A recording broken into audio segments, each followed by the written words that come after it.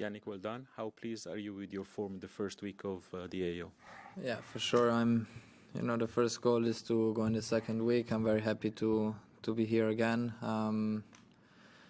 Felt like today was, maybe the best match in the way of how I tried to play. I made some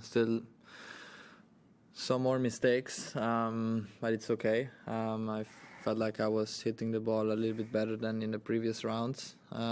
So yeah, I'm quite happy. Of course, I want to raise my level in the next round match, but let's see.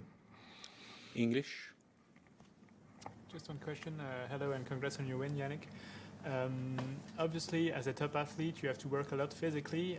You saw that Gael made it to the last 16 earlier in the afternoon.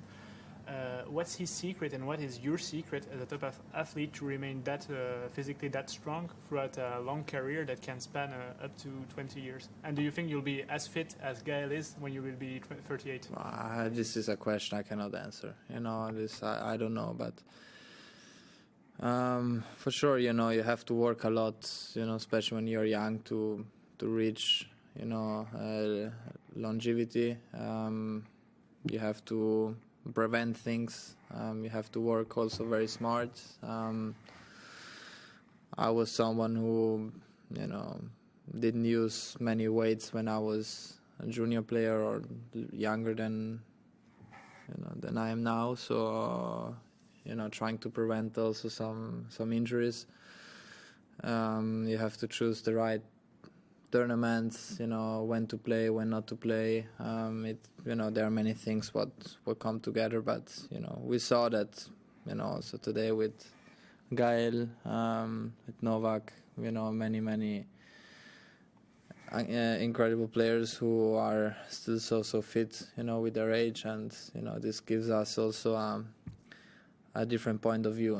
It's of course it's important to win now, but it's also important to keep the career and the body in a good shape. Then the more you go on. Scott. Yeah, I wouldn't mind asking quickly about Alex de Minaur. He's a big hometown favourite here now. What are the main areas you would need to focus on when you come across him in a tournament? He's obviously a very speedy player, but what other areas do you need to really highlight? I'm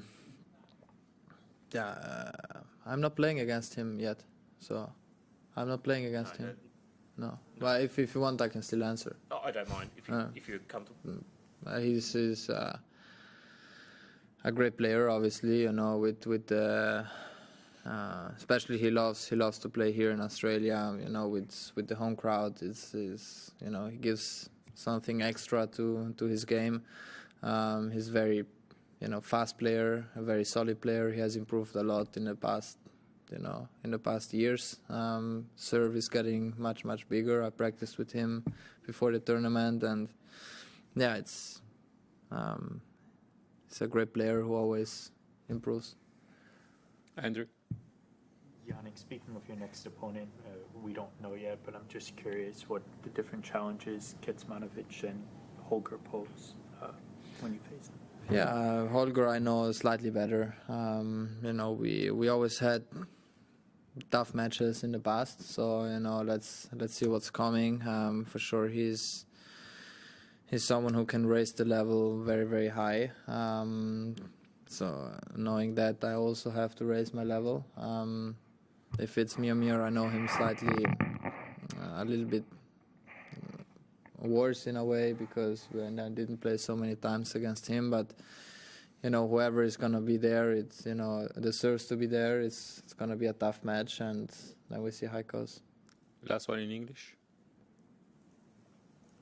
Jannik, you were talking about how you thought you played well today, and I'm just curious, do you sort of have a feeling, like when you're on the court, is there something when you realize, like, hey, like I'm playing well, like a certain shot feels well that unlocks the rest of your game, or how do you realize that you are playing well? Well, there are different feelings on the court, no? Sometimes you try to focus on things what really work well in certain moments, and then after sometimes you also want to try a couple of things to see if they work or not. And I felt like today I was still missing some shots, but in a positive way, because I went for shots. I tried to make some certain volleys, some drop shots. Trying to have a good feel with the court. But of course, when you play good, you realize that you're playing some good tennis, which gives you then also a very calm mindset. Knowing that today it's might be a good day, but yeah, that's it. Ok, italiano.